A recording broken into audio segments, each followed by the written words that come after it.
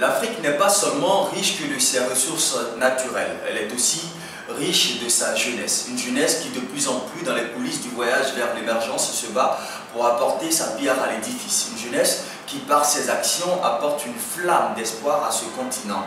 Nous sommes aujourd'hui avec l'un de ces jeunes battants entrepreneurs qui vont parler d'eux ici en Côte d'Ivoire. Nous sommes avec Wilfried Adingra. Bonjour et bienvenue.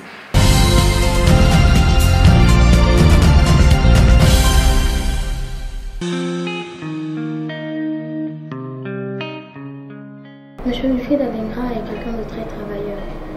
C'est quelqu'un qui aime le travail bien fait.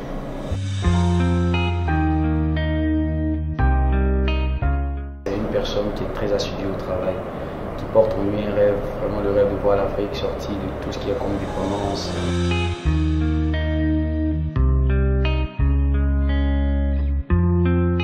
Personne qui est sans façon.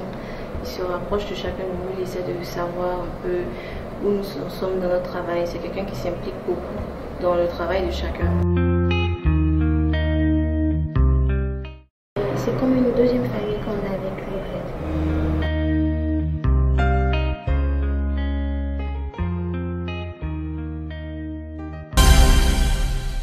Bonjour Wilfried. Bonjour. Merci d'avoir accepté notre invitation. C'est un plaisir. Revenons un peu sur ce terme entrepreneur. Tantôt ramené à ce chef d'œuvre, tantôt aussi un chef d'entreprise ou même un porteur de projet. Pour vous, Wilfried Adingra, c'est qui un entrepreneur? À la base, il faut comprendre que le mot entrepreneur a évolué parce que quand on parlait avant d'entrepreneur, on entendait plus parler de ceux qui sont dans le domaine du BTP. Mais aujourd'hui, l'entrepreneur se définit comme celui qui a une initiative à caractère entrepreneurial. Donc, il peut participer au développement économique d'un pays. Donc, que vous êtes dans l'informatique, dans l'agriculture, que votre initiative est capable de générer des ressources, employer des personnes, à partir de ce moment, on peut dire que vous êtes un entrepreneur. Est-ce qu'il suffit d'avoir une idée pour être un entrepreneur? Un entrepreneur, on peut dire ça part de l'idée. Parce que sans l'idée, il n'y a pas de projet. Mais est-ce qu'avec une simple idée, on est entrepreneur? Moi, je pense qu'on apprend à devenir entrepreneur à partir d'une idée. Parce que l'idée nous permet de forger non seulement notre caractère par rapport au projet que nous visons, et également de l'améliorer. Donc, on a une première phase de développement du projet. Et quand on implémente maintenant, à partir de ce moment, on identifie l'entrepreneur par ses œuvres. Mais je pense qu'avant, il est entrepreneur dans l'esprit et au fur et à mesure qu'il développe son initiative, il est encore plus concret. Mais justement, comment matérialiser, comment extérioriser cette idée qu'on a? On ne s'arrête pas forcément à l'idée. Quand on a l'idée, il faut joindre à ces idées des actions concrètes pour matérialiser ou pour se faire appeler entrepreneur véritablement. Comment ça se passe? Tout à fait, tout à fait. En réalité, il faut dire que la plus grande difficulté que les entrepreneurs ont aujourd'hui, c'est de pouvoir quitter de l'étape d'idée à l'étape de projet. Et ça, c'est une transition souvent difficile pour l'entrepreneur. Pouvoir réaliser ce gap-là, combler ce gap-là, c'est souvent très difficile. Mais aujourd'hui, il existe des mécanismes, après ça, nous, dans nos services, on a décidé de faire le business design. Parce que le business design aide l'entrepreneur à quitter de l'idée au projet, concrètement. Donc, je pense que c'est ces mécanismes innovants aujourd'hui qui existent, qui font passer de l'idée au projet. Mais il faut savoir que l'idée, à l'origine aussi, fait partie du projet. C'est cela. Et pour vous qui êtes dans ce domaine depuis plusieurs années, comment on se porte aujourd'hui le monde de l'entrepreneuriat ivoirien?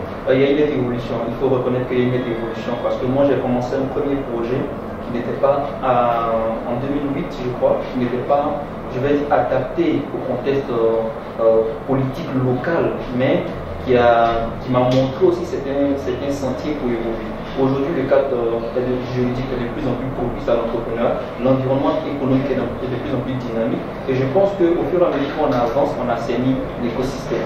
Pourtant, il y a beaucoup de jeunes qui se plaignent, qui parlent de financement. Comment ça se passe? Le problème du financement, je vais dire, est le premier obstacle à l'entrepreneuriat. Aujourd'hui, vous ne pouvez pas partir vers une banque, présenter un projet et puis avoir systématiquement du financement. Il y a plein de conditions qui sont demandées à la base auxquelles les jeunes ne peuvent pas répondre. Et aujourd'hui, il faut dire que c'est par là qu'il faut développer des mécanismes innovants pour aider le financement. Mais justement, vous avez développé il y a quelques années de cela une idée, une plateforme qui réunit n'est-ce pas, à la fois les porteurs de projets, les entreprises, les startups, mais aussi les investisseurs, mais surtout ceux de la diaspora, donc une plateforme Diaspora for Africa pour résoudre donc ce problème. Et comment ça se passe aujourd'hui? En réalité, nous on a identifié, bon, c'est le même mécanisme à la base que nous on a utilisé pour pouvoir financer cette entreprise que vous voyez. Donc j'ai fait un appel de fonds parce que je sais que je ne pouvais pas aller dans les banques. Au niveau international, j'ai posé des critères spécifiques pour avoir le financement que je voulais. Quand je l'ai eu, j'ai été sollicité par plusieurs autres personnes aussi qui m'ont demandé s'il y a d'autres projets en Afrique comme ça que vous pensez qu'on peut accompagner, dites-nous et puis nous on va envoyer les ressources nécessaires. Au bout de quelques mois, j'ai compris que c'était un mécanisme qui pouvait fonctionner parce qu'on a des gens de la diaspora qui ont des ressources financières mais qui ne connaissent pas le marché local. Et de l'autre côté, on a des entrepreneurs locaux qui connaissent bien le marché mais qui n'ont pas de ressources financières. Donc on fait un croisement entre les deux entités et ils développent une entreprise commune. Donc ça paraît justement, vous faites des croisements pour développer des entreprises et tout cela. Aujourd'hui, est-ce qu'il y a un petit bilan? Comment les choses se passent? Oui, depuis que nous avons lancé la plateforme, on va dire que nous suivons dans 4 projets. Parce qu'au total, les gens qui ont soumis des projets, comme nous avons fait le lancement, c'est 13. Mais le projet, à partir de ce mois, va subir, je vais dire, de nettes modifications. Parce que nous avons fait un recrutement pour avoir des consultants représentants de pays au niveau de l'Afrique, donc ils vont être officiellement mis en vedette sur nos différents canaux de communication. Et à partir de là, maintenant, on lancera un grand appel de projet et maintenant on va procéder à des financements.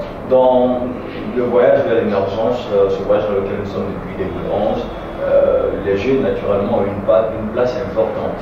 Et les jeunes entrepreneurs et tout ça, pour vous, quel type de jeunes, surtout entrepreneurs, n'est-ce pas, il faut à notre pays aujourd'hui? C'est un débat dont on discute chaque jour avec un certain nombre de jeunes qui développent des initiatives concrètes au niveau du pays. Il faut dire que le jeune est d'abord jeune, donc jeune dans la tête, mais ce qui fait sa particularité, c'est son énergie. Mais souvent, pour avoir la maturité nécessaire en relation avec l'énergie déployée, il y a une inadéquation. Ce que nous voulons aujourd'hui, c'est des jeunes capables d'initier. C'est-à-dire initier des actions concrètes qui visent le développement. Il ne suffit pas simplement de s'arrêter sur Facebook, créer une page d'entreprise, une page d'initiative et rester uniquement sur les réseaux sociaux pour dire que je suis entrepreneur. Il faut partir, comme on le dit dans le plan, il faut partir sur le terrain, il faut partir vers les personnes qui sont dans le besoin, développer des initiatives et les aider à sortir des sentiers battus. Et moi je pense que c'est ce type de jeunes dont on a besoin aujourd'hui qui réalisent des actions concrètes visibles. C'est cela. Un message donc à cette jeunesse ivoirienne qui vous écoute? C'est le même message, c'est pour dire à la jeunesse que c'est possible. Nous aujourd'hui, c'est pas parce qu'on est arrivé, on est encore loin de l'objectif qu'on vise, mais déjà on a déployé quelques actions qui nous donnent aujourd'hui l'espoir, qui nous font croire, qui nous font du moins croire que c'est possible. Donc je vais dire à la jeunesse ivoirienne que si nous, on a pu développer ce genre d'initiative aujourd'hui, c'est qu'elle peut aussi développer son initiative, qu'elle prend en elle et puis qu'elle développe des initiatives pour pouvoir impacter aussi sa génération. Merci Wilfried, merci d'avoir répondu à nos questions. Merci à vous aussi de nous avoir suivis. Restez toujours sur Agodi.com parce que l'information continue.